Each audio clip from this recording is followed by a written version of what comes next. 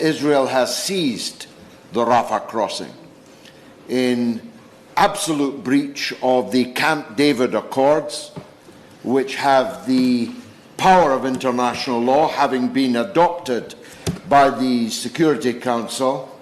The Philadelphia corridor is completely sealed, and this is the 4th day in a row where exactly none, food or medical aid has entered Gaza.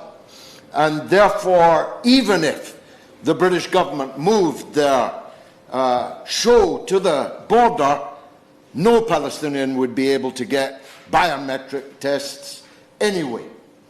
I congratulate the Honourable Member for Lancaster in securing this debate and commiserate with the Minister who's going to have to try and answer the literally unanswerable, to defend the literally indefensible.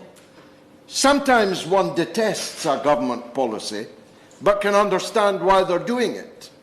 It is impossible to fathom why the government is resisting the entirely inexpensive demand that this debate, this petition, is asking for.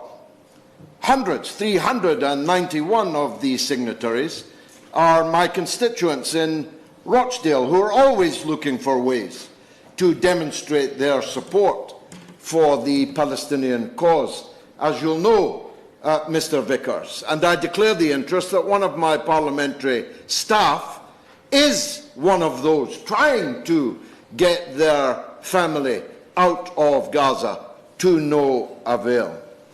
The attendance at this session today is evidence of the massive support there is in the country for the plight of the Palestinian people to be at least palliated by our government, and it could be done so inexpensively, I literally cannot fathom why the Minister is going to rise and resist the demands made by the Honourable Lady, the Member for Lancaster.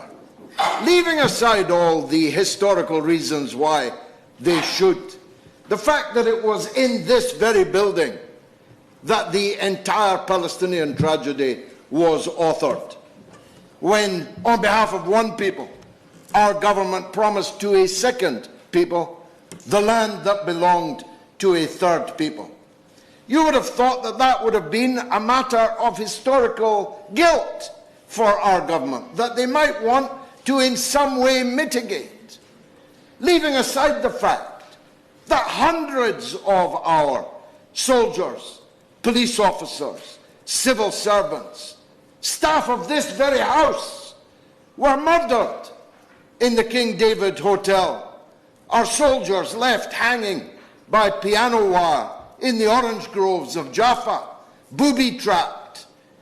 Shouldn't the government have a scintilla of guilt, responsibility for what has happened to the Palestinian people in the past and in the last 7 months? It isn't true that our military aid to Israel is minuscule.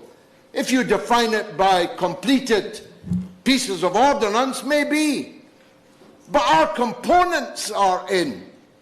Most of Israel's bombs and rockets that are falling down on these poor people in Gaza, defenseless prisoners in what the Prime Minister, then David Cameron, now the Foreign Secretary, described as the largest open-air prison in the world. And he went on to say it must not be allowed to remain so. That was in 2010.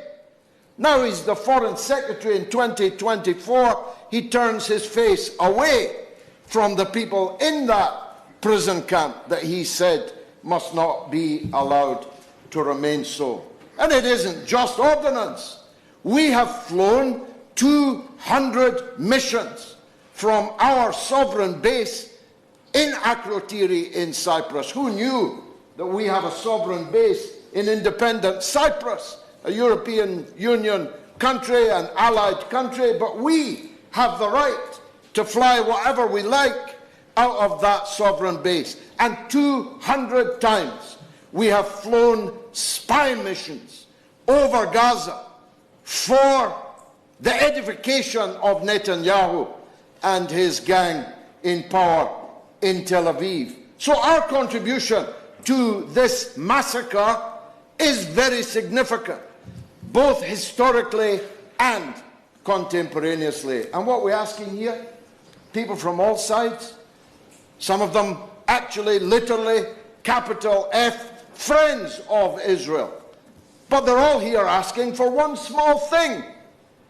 that you at least allow people who are citizens here, who are contributing here, to get their old mother out of Gaza, rather than actually see her, perhaps, on their telephone, being torn to shreds by a bomb that wouldn't have been as effective if it weren't for the components being given from British factories and targets being assisted by RAF jets flying out of Akrotiri. For goodness sake, Minister, have some political nous.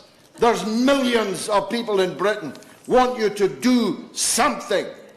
This you can do with a stroke of a pen, and it won't cost you anything in your popularity stakes with Netanyahu in Tel Aviv.